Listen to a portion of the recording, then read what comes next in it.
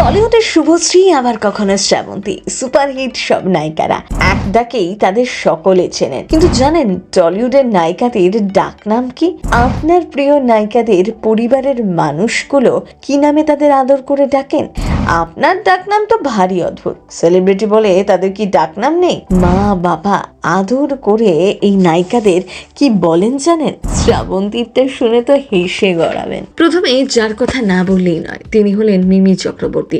সব সময় বোল্ড, কাজেও যেমন মুখেও তেমন। মিমি একবার এক সাক্ষাৎকারে বলেছিলেন মা তাকে ডাকে মোনা সোনা বলে। আসলে মোটু সোনার বদলে এই ডাক আর কি। মিমির বাবা ডাকেন বক পাখি, কারণ মাঝে মাঝেই তিনি নাকি এক পায়ে দাঁড়িয়ে থাকেন।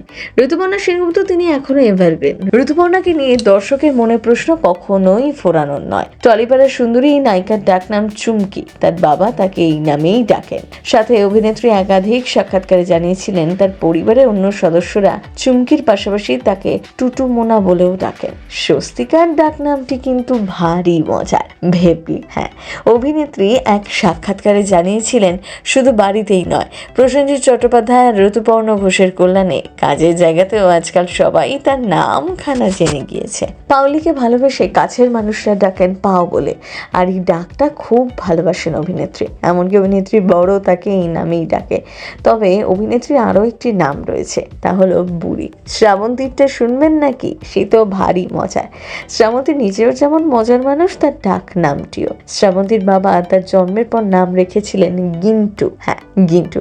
অবশ্য এখন অনেকেই নামটির সাথে পরিচিত। তার বোন এখনো তাকে এই নামেই ডাকে। শুভশ্রী গাঙ্গুলিরটা কিন্তু বেশ সুইট। রাজ চক্রবর্তী তাকে মাম্মা বলে ডাকে। ইভান ইয়ালিনের মাকে টলিউডে অনেকেই ভালোবেসে শুভ বলে। তবে অভিনেত্রীর এক ডাক নামও রয়েছে। হ্যাঁ, সেটাই হচ্ছে পুটাই। জন্মের পর তার এক কাকা নায়িকাকে এই নাম দেন। সায়ন্তিকা একবার বলেছিলেন বাবা আমাকে দধিমণি বলে ডাকে, কারণ ছোটবেলা আমি দুধ খাওয়ার পরেই তা তুলে দিতাম। আমি এখন বাবাকে বলি সবার সামনে যেন আমাকে ওই নামে না ডাকতে, আর বাবা ঠিক আমার পিছনে লাগার জন্য তাই করবে। এখন তো বন্ধুরাও আমার সাথে ঠাট্টা করে, আমাকে রাগানোর জন্য দধিমণি বলবে। জানেন রাইমা সেনের ডাক নাম কি?